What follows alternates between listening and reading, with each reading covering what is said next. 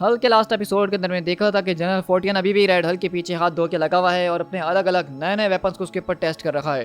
लेकिन साथ ही हमने दूसरी तरफ ये भी देखा था कि किस तरीके से वहाँ पे डॉक्टर जो कि ओमनीसेपियन की हुआ करती थी, अब वो खतरनाक किस्म की टेक्नोमॉर्फिक बीइंग बन चुकी है जिसने अपने आप को 01 का नया नाम दिया है।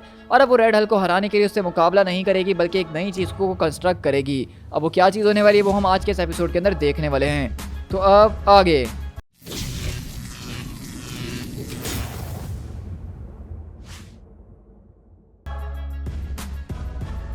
हमारी कहानी की स्टार्ट हैदराबाद इंडिया चार मीनार से होती है, जहाँ पे हम देखते हैं कि बेसिकली यहाँ पे जिस चीज़ की बात कर रही थी, जिस इंजन को बनाने के लिए, तो उसको बनाने के लिए 01 और जैकब यहाँ आज इंडिया हैदराबाद के अंदर आए हैं। और हम देखते हैं कि यहाँ पे बताती है वो किस तरीके से डॉक्टर, क्योंकि वो भी खुद एक इंडियन ओरिजिन की थी, कि हम लोग जब बचपन में हुआ करते थे तो यहाँ पे अक्सर लोग जो हैं वो हमेशा वेदर की चेंजेस के ऊपर काफ़ी नज़र रखा करते थे, क्योंकि रात के अंधेरे में या दिन की रोशनी के अंदर जब आसमान अचानक काला होता था तो ये बात लोगों को पता चल जाती थी कि यहाँ पे खतरनाक किस्म का आदमी आने वाला है जिसका नाम ब्लैक फॉग है।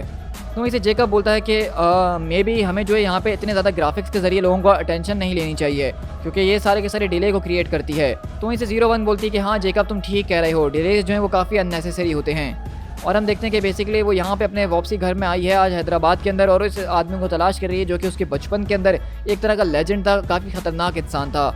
और वहीं से वो एक औरत के पास आके कहती है, यू वुमेन तुम काफ़ी ज़्यादा बुढ़ी लग रही हो और मेरे ख्याल से तुम जानती ही होगी किलर ब्लैक फॉग के बारे में, क्या अभी भी वो जिंदा है? तो वहीं से वो कहती है कि हाँ मुझे अच्छे तरीके से सारी की सारी कहानियाँ याद हैं। इरफान वो इस इलेक्ट्रॉनिक स्टोर के अंदर काम करता है, वो तुम्हें शायद उसके बारे में कुछ बता सके। उसी तरह हम देखते हैं कि वो यहाँ पे इरफान भाई की दुकान के अंदर आते हैं, जहाँ पे वो बैठ के पुराने टीवी को कबाड़ में से निकाल के ठीक वगैरह करने का काम करते हैं। और कहता है कि वेलकम माय फ्रेंड्स, बताइए कि मैं आपकी क्या मदद कर सकता हूँ, क्या आप लोगों से इंग्लिश में बात करना ठीक रहेगा? तो वहीं से वो कहती है कि बिल्कुल, हम यहाँ पे एक लेजेंडरी किलर को तलाश करने के लिए आए हैं जिसका नाम ब्लैक फॉग है। उसने इस एरिया के अंदर काफ़ी ज़्यादा लोगों की जानें ली हैं, तो क्या वो अभी भी जिंदा है? तो वहीं से इरफान बोलता है कि ब्लैक फॉग, जब आखिरी बार उसके बारे में सुना था तो पता ऐसा चला था कि उसको जो है बेसिकली पुलिस वालों ने पकड़ लिया है। तो अगले पल वो अपने पूरे के पूरे गेटअप को उतारते हुए पूछती है, उन लोगों ने आखिर उसको पकड़ के कहाँ पे डाला है? मुझे सारी की सारी इन्फॉर्मेशन चाहिए, क्योंकि मेरे इस पूरे के पूरे मिशन को पूरा करने के लिए वो मेरा सेंट्रल ऑब्जेक्टिव है। और इसी तरह हम लोग यहाँ से जो एक जंगल के अंदर शिफ्ट होते हैं, जहाँ पे रेड हल्क कुछ देर के लिए आराम करने की कोशिश करता है। और जब वो आराम कर रहा होता है और सोने की कोशिश करता है तो अचानक वो फौरन से थंडरबोल्ट रॉस के अंदर बदलता है।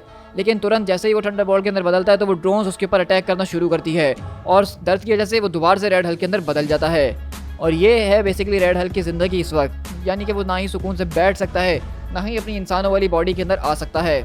और कहता है कि मैं अपनी एक सेकंड के लिए आंखें क्या बंद कर लूँ, मेरी ज़िंदगी बर्बाद होना शुरू हो जाती है। मे बी टेक गाइस ने गामा बेस के अंदर कुछ ना कुछ अब तक फिगर आउट कर ही लिया होगा सबसे जान छुड़वाने के लिए, लेकिन पिछले एक हफ्ते से मैंने एनी से एक बात तक नहीं करी और उससे एक अल्फाज तक नहीं सुना।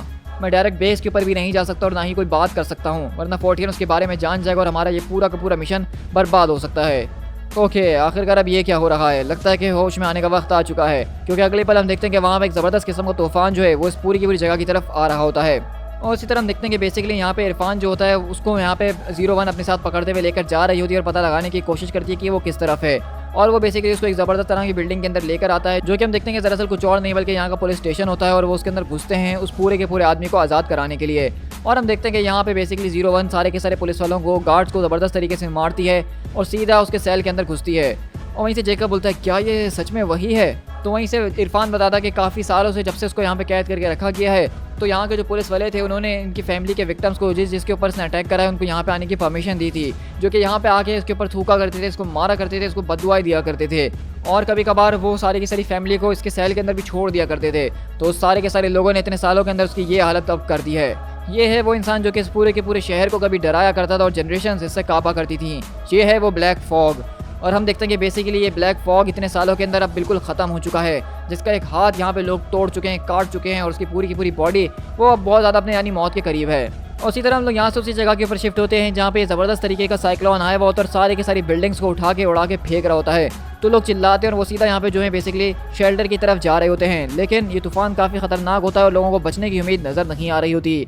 लेकिन तभी हम देखते हैं कि रेड हल्क यहाँ पे पहुँचता है उन सबको रेस्क्यू करने के लिए।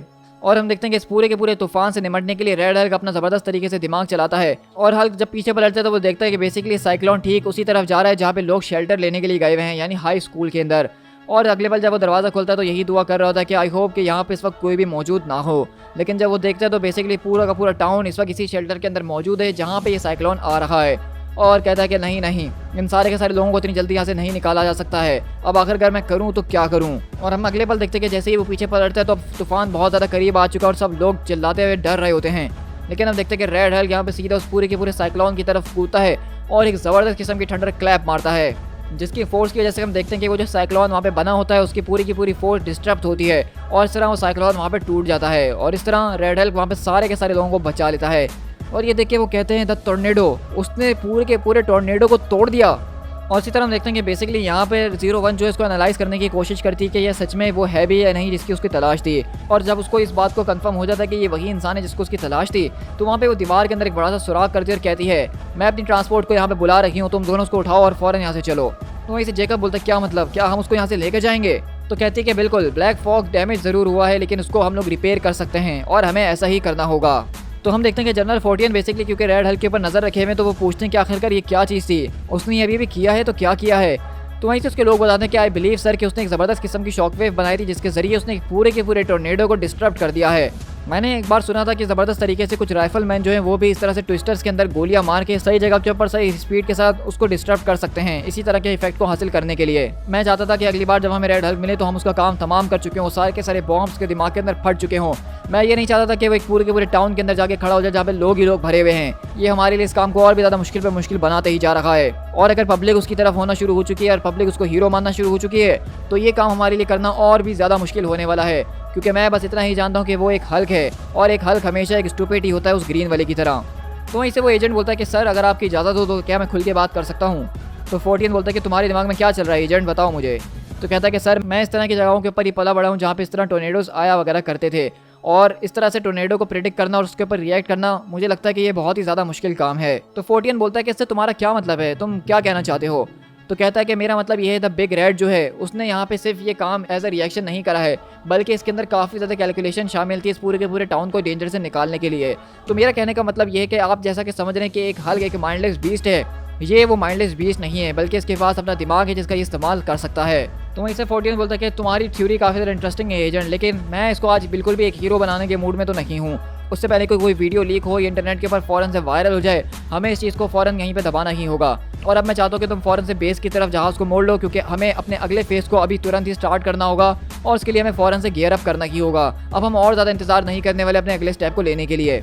और हम देखते हैं कि यहाँ पे इस तरह सारे के सारे लोग आके उसका शुक्रिया अदा करने की कोशिश कर रहे होते हैं, उसका हाल चाल पूछ रहे होते हैं और ये भी पूछते हैं कि पुराने वाले हल्क को आजकल क्या हुआ है, तुम कितने ज़्यादा स्ट्रॉन्ग हो, तुम्हारा नाम क्या है, क्या तुम थोड़ी देर यहाँ पे रुक सकते हो।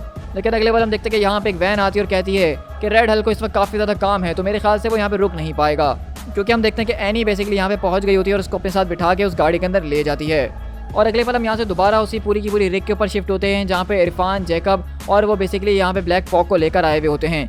अब यहाँ पे जेकब और आपस में इरफान यही बातें कर रहे होते हैं कि ये एक तरह का पूरा नाइटमेयर है, वो कभी भी ये सब करना नहीं चाहता था, लेकिन अब उसके पास कोई और चॉइस है नहीं, क्योंकि 01 न जाने उसके साथ क्या करने का सोच रही है और अगर उसने कुछ खिलाफ बोलने की कोशिश करी तो वो क्या ही कर सकती है। और अगले पल हम देखते हैं कि वो दोनों जब वहाँ लैब के अंदर पहुँचते हैं तो बेसिकली ब्लैक फॉग का सर को काट के उसके दिमाग के अंदर मॉडिफिकेशंस को किया जा रहा है 01 के जरिए। और ये देख के दोनों के दोनों लोग बिल्कुल हिल जाते हैं कि आखिरकार ये चल क्या रहा है।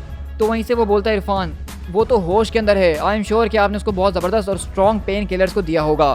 तो वहीं से वो कहती है कि मैंने यहाँ पे किसी भी नमिंग एजेंट को इस्तेमाल नहीं करा है, बल्कि मैंने बस उसके बात करने वाली कॉर्ड को थोड़ी देर के लिए डिटैच कर दिया है ताकि उसके चिल्लाने की आवाज़ें मुझे डिस्ट्रैक्ट ना कर सकें। इसके अलावा वो सारे के सारे दर्द को तो महसूस कर ही रहा है और इस वक्त मैं फाइनल लेयर ऑफ टेक्नोमॉर्फिक उसके ऊपर अप्लाई कर रखी हूँ। और अगले पल हम देखते हैं कि इस पूरी की पूरी टेक्नोलॉजी की मदद से जो उसका हाथ कटा हुआ होता है वो वापसी हील हो जाता है, उसकी बॉडी जो कि बिल्कुल ज़ख्मी हो चुकी होती है वो बिल्कुल ठीक होना शुरू हो जाती है। और कहती है कि जब तक मैं इसकी पूरी की पूरी बॉडी को दोबारा से तैयार कर रही हूँ तो मैं चाहूँ तो जेकब तुम्हारी स्किन को भी रिप्लेस कर सकती हूँ।